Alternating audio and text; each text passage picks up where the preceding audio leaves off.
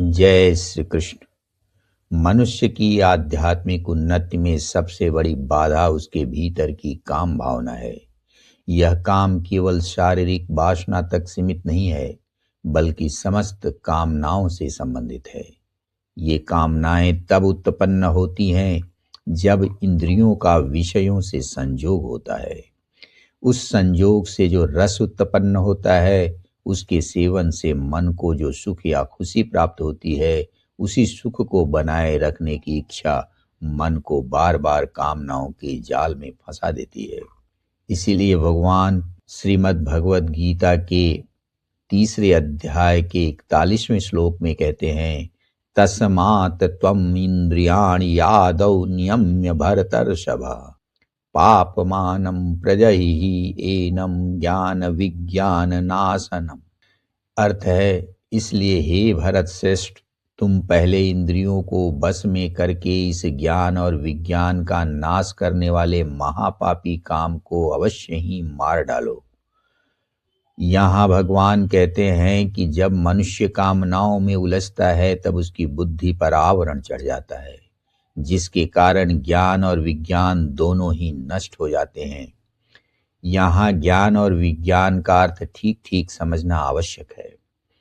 इस संसार में सही ढंग से जीने के लिए जिस जानकारी या सूचना की आवश्यकता होती है, उसे ज्ञान कहा जा सकता है। लेकिन वही ज्ञान किस प्रकार कार्य करता है, यह समझना विज्ञान के अंतर्गत आता है। उदाहरण के लिए, गीजर लगाने से पानी गर्म हो जाता है, यह ज्ञान है। लेकिन गीजर किस सिद्धांत पर काम करता है, यह जानना उसका विज्ञान है।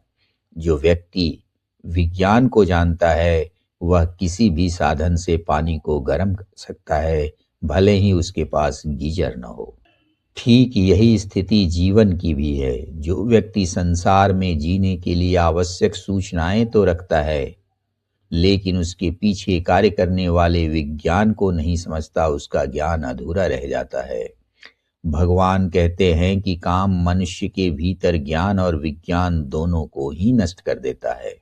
आगे भगवान बताते हैं कि तुम इसे मार डालो।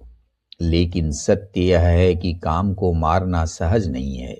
वेदों से लेकर विभिन्न दर्शनों तक सभी ने इसे नियंत्रित करने या परास्त करने के लिए अलग अलग विधियां बताई हैं, परंतु व्यवहार में यह देखा जाता है कि केवल किसी एक विधि से काम को पूरी तरह नष्ट कर पाना सरल नहीं है। यहाँ भगवान भी सीधे तौर पर कोई ऐसी एक विधि नहीं बताते जिससे काम को मारा जा सके, किंतु हम पूर्ववर्ती संदर्भों को देखें तो यह स्पष्ट होता है कि यदि मनुष्य दृढ़ निश्चय के साथ काम के विज्ञान को समझ ले, तो वह उसे परास्त करने में सफल हो सकता है। अर्थात विषयों से इंद्रियों के संपर्क के समय जो आंतरिक प्रक्रिया अर्थात विज्ञान कार्य करता है, यदि उसकी सही जानकारी हो जाए तो मनुष्य काम पर विजय प्राप्त कर सकता है। यदि आपको यह अच्छा लगता है तो इसे लाइक, सब्सक्राइब और शेयर करना न भूलें। जय श्री